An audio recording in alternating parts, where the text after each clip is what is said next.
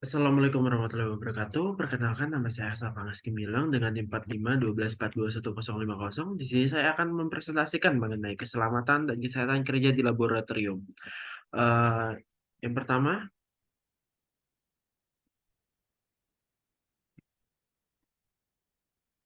ada definisi dari keselamatan kesehatan kerja di laboratorium.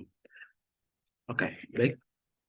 Eh, Keselamatan kesehatan kerja difilosofikan sebagai suatu pemikiran dan upaya untuk menjamin keutuhan dan kesempurnaan baik jasmani maupun rohani tenaga kerja pada khususnya dan manusia pada umumnya, hasil karya dan budayanya menuju masyarakat makmur dan sejahtera. Sedangkan pengertian secara keilmuan adalah suatu ilmu pengetahuan eh, dan penerapannya dalam usaha mencegah kemungkinan terjadinya kecelakaan dan penyakit akibat kerja. Penerapan K3 di laboratorium adalah salah satu bentuk upaya untuk menciptakan tempat kerja yang aman, sehat, bebas dari pencemaran lingkungan sehingga dapat mengurangi atau bebas dari kecelakaan kerja akibat kerja yang pada akhirnya dapat mempengaruhi efisiensi dan produktivitas kerja. Oke, ada beberapa alat pelindung yang perlu dipakai di laboratorium. Yang pertama ada alat pelindung kepala seperti topi pengaman, hood, tutup kepala yang berfungsi untuk melindungi kepala dari semisal ada kejadian reruntuhan dan lain hal sebagainya. Lalu yang kedua ada alat pelindung mata dan muka. Alat ini ditujukan untuk melindungi muka atau mata semisal ada bahan kimia yang mudah meledak ataupun mudah terbakar dan melindungi mata dari kebutaan dan lain hal sebagainya. Beberapa pelindung mata seperti kacamata, pelindung samping dan goggles ataupun tameng muka. Yang ketiga ada alat pelindung tubuh. Eh, Biasanya itu ada rompi, jas laboratorium, dan jas hujan. Alat pelindung tubuh ini melindungi tubuh dari eh, sin, paparan bahan kimia yang biasanya dikeluarkan oleh bahan kimia yang berbahaya. Oke, yang selanjutnya ada alat pelindung pendengaran. Ada sumbat telinga dan tutup telinga. Kedua alat ini ditujukan untuk mengurangi bunyi yang disebabkan saat praktikum dan untuk mengurangi dampak yang diberikan kebisingan yang dapat membuat gangguan kesehatan bahkan tuli. Berikutnya ada alat pernapasan. Alat pelindung pernapasan ini ada respirator pemurni dan respirator penyedia udara. Kedua alat ini ditujukan untuk menghindari terhirupnya bahan kimia berbahaya masuk ke dalam tubuh melewati hidung. Lalu ada alat pelindung tangan. Ini melindungi tangan dari paparan langsung bahan kimia saat kita memegang bahan kimia atau melakukan praktikum. Yang terakhir ada alat pelindung kaki yang ditujukan untuk melindungi kaki dari bahan kimia yang tumpah atau melindungi kaki dari pecahan alat-alat yang ada di laboratorium jika ada kesalahan dalam pemakaian atau kesalahan kerja. Berikut adalah beberapa alat-alat di laboratorium. Yang pertama ada glass beaker atau kelas kimia. Glass beaker ini ditujukan untuk eh, me- sebagai tempat atau media dalam pencampuran bahan kimia. Lalu yang kedua itu ada Ellen Mayer. Ellen Mayer ini ditujukan untuk menggabungkan atau mencampurkan bahan kimia, cairan kimia atau cairan kimia atau dan juga sebagai tempat titrasi. Lalu yang ketiga ada gelas ukur. Gelas ukur ini ditujukan untuk mengukur kadar cairan yang akan digunakan secara presisi. Lalu yang keempat ada corong gelas. Corong gelas ini ditujukan untuk eh, memindahkan cairan kimia dari tempat yang besar ke tempat yang memiliki mulut mulut gelas yang cukup kecil. Lalu ada rubber bulb.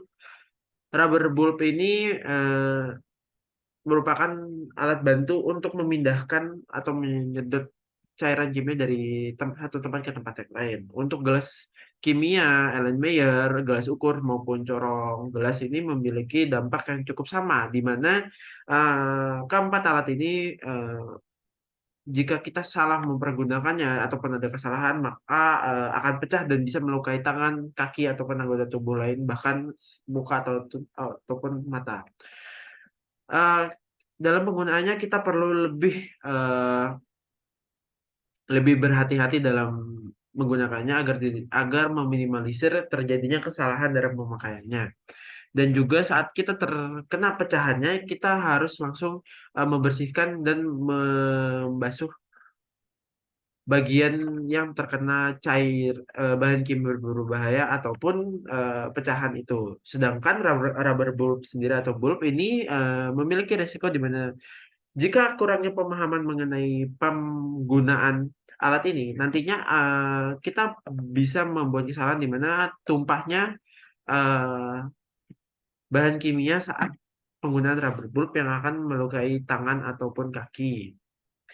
Eh, Pencegahan yang dapat dilakukan adalah memahami lebih lebih lagi bagaimana kegunaan dari kode-kode yang ada di rubber bulb untuk menghindari adanya eh, kesalahan dalam pengerjaan atau pemakaian rubber bulb. Oke, lalu ada kaki tiga. Kaki tiga ini merupakan media yang digunakan untuk memanaskan bahan atau sebagai pijakan. Untuk resiko yang bisa terjadi adalah jika kita menaruh kaki tiga ini di tempat yang tidak seimbang, nantinya eh, rubber bulb akan jatuh dan bahan kimia yang ada di atas akan tumpah ke anggota tubuh kita, dan juga rubber bulb jika perawatannya salah dia akan berkarat dan akan memengaruhi eh, kekuatan dari kaki tiga ini. Lalu ada labu ukur. Labu ukur dipergunakan untuk menyimpan serta mengukur secara pasti berapa ukuran cairan yang kita perlukan. Eh, Labu ukur ini memiliki potensi seperti pecah dan lain hal sebagainya, sama seperti keempat alat yang sebelumnya. Oke, selanjutnya ada spatula. Spatula ini digunakan untuk memindahkan bahan kimia yang yang eh, yang sangat kecil ke ke media satu dan ke media yang lainnya. Spatula ini jika kita salah menggunakannya dan salah merawatnya, spatula bisa patah dan bahan kimia yang dibawanya akan tumpah ke anggota tubuh, tangan ataupun kaki, bahkan bisa ke wajah ataupun mata. Untuk spatula ini eh, harus lebih memahami lagi di mana spatula ini termasuk konduktor. Kita harus lebih mengantisipasi lagi, apalagi kita akan menggunakan bahan kimia yang cukup panas dengan konsentrasi yang tinggi. Lalu ada lalu ada tabung reaksi. Tabung reaksi ini digunakan untuk melihat cairan yang sudah kita campurkan dan eh, cairan yang sudah kita campurkan dan eh, kita amati. Tabung reaksi ini juga memiliki resiko pecah dan melukai eh, tangan atau kaki kita. Lalu ada kawat kasa. Ini merupakan salah satu media juga untuk memanaskan bahan kimia. Dan jika perawatannya salah, kawat kasa ini akan keropos dan bahkan bisa bolong jika perawatannya salah dari kawat kasa ini. Kawat kasa juga memiliki potensi di mana jika kawat kasa ini sudah bolong dan rusak, maka uh, kawat kasa bisa menumpahkan bahan kimia yang sedang dilakukan pemanasan. Lalu yang kedua ada eh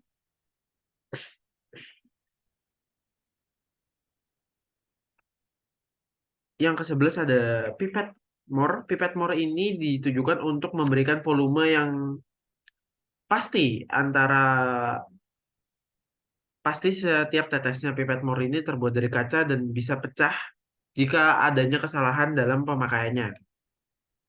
Pipet more sendiri itu eh, dalam penanganannya jika ada terjadinya kecelakaan harus segera dibersihkan dan dibasuh air apabila pecahan kacanya terkena tangan ataupun kaki. Lalu ada cawan penguap. Cawan penguap ini merupakan media untuk memanaskan bahan kimia yang biasanya ditempatkan di paling atas di atas kawat kasa. Dan cawan penguap ini terbuat dari porselik, keramik, dan gelas soda bening yang memiliki kekuatan terhadap panas yang cukup tinggi. Akan tetapi jika adanya kesalahan dalam praktikum, ini bisa membuat pecah dan merusak pi cawan penguap dan melukai tangan ataupun kaki. Lalu ada buret. Buret ini gabungan dari pipet mor dan juga statif. Statif merupakan tiang yang menopang dari buret itu sendiri dan juga adanya pencapit yang akan menjepit pipet mor untuk melakukan praktikum. Eh, Buret ini memiliki resiko di mana sulit jika pemakaian yang salah dan pemahaman yang kurang dari bulat ini maka akan adanya eh, kepecahnya pipet mor yang dijepit dan juga kerusakan dari bulat itu sendiri. Oke, ini merupakan beberapa simbol-simbol kimia berbahaya yang patut kita pahami bagaimana dari cara tindakan pencegahan maupun resiko yang bisa berikan. Eksplosif adalah bahan kimia yang mudah meledak. Eksplosif ini harus dijauhkan dari percikan bunga api, gesekan ataupun benturan. Eksplosif ini jika terjadi eh, sebuah kecelakaan, umumnya mirip seperti flammable atau yang mudah atau bahan kimia yang mudah terbakar di mana penanganannya perlu membilasnya menggunakan cairan infus, lalu menggunakan obat luka bakar dan membuang jaringan yang mati. Lalu ada oxidising. Oxidising sendiri merupakan bahan kimia bersifat oksidasi, dapat menyebabkan kebakaran dengan menghasilkan panas saat kontak dengan bahan organik dan bahan produksi. Jadi pencegahannya adalah hindari bahan ini dari bahan yang bersifat oksidator atau pengantar panas yang baik. Untuk pencegahan bila adanya eh, ini bila adanya kejadian terluka saat oxidizing ini itu dengan eh, membasuhnya dengan air dan membuang kulit jaringan yang mati. Lalu ada extremely flammable. Extremely flammable merupakan bahan kimia yang sangat amat mudah terbakar, apalagi adanya perbedaan kelembapan. Hal ini dan memiliki titik nyala api yang rendah. Pencegahan yang harus dilakukan adalah jauhkan dari benda-benda yang berpotensi mengeluarkan api. Extremely flammable ini memiliki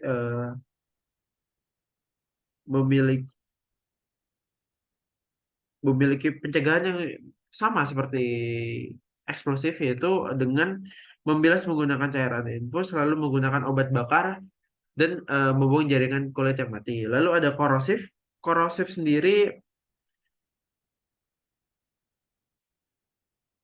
Korosif sendiri merupakan bahan kimia yang bersifat korosif, dapat merusak jaringan hidup dan menyebabkan iritasi pada kulit, gatal-gatal, dan dapat membuat kulit terkelupas. Korosif sendiri memiliki beberapa pencegahan seperti hindari kontak langsung dengan kulit dan hindari benda-benda yang bersifat logam. Jika ter, jika paparan ini terjadi, bila tubuh terpapar, eh, dengan eh, pastikan menggunakan air yang mengalir selama 10 sampai 20 menit dan balut bagian yang terkena bahan kimia tersebut dengan kain yang bersih, lalu rujuk langsung ke rumah sakit apabila eh, pingsan dan kulit memuat. Lalu ada for environment. Dangerous for environment ini adalah bahan kimia yang berbahaya jika dilepas langsung ke lingkungan dan dapat merusak ekosistem bahkan membahayakan makhluk hidup yang lain. Eh, Pencegahan yang harus kita lakukan adalah hindari kontak atau bercampur dengan lingkungan yang dapat membahayakan makhluk hidup. Jika terkena kulit, penanganan yang harus kita lakukan adalah dengan segera segera melepas segala pakaian yang terkontaminan dan cuci bagian yang terkontaminan dengan sabun atau deterjen lunak dengan jumlah air yang banyak hingga tidak ada bahan kimia yang tertinggal. Lalu ada harmful. Harmful merupakan bahan kimia yang dapat merusak kesehatan tubuh bila kontak langsung dengan tubuh dan atau melalui inhalasi atau pernapasan. Kita harus menghindari itu menghirup bahan ini ataupun menelan dan hindari kontak langsung dengan kulit. Harmful sendiri jika kita terpapar melalui hidung maka perlu menghirup udara yang segar yang memiliki kandungan oksigen yang tinggi. Lalu direkomendasikan untuk menggunakan tabung oksigen. Lalu yang selanjutnya ada highly flammable. Highly flammable ini memiliki prinsip yang cukup sama seperti extremely flammable. Akan tetapi di sini highly flammable memiliki arti di mana mudah terbakar di bawah atmosferik yang biasa atau memiliki titik nyala yang rendah di bawah 21 derajat Celcius dan mudah terbakar di bawah pengaruh kelembapan.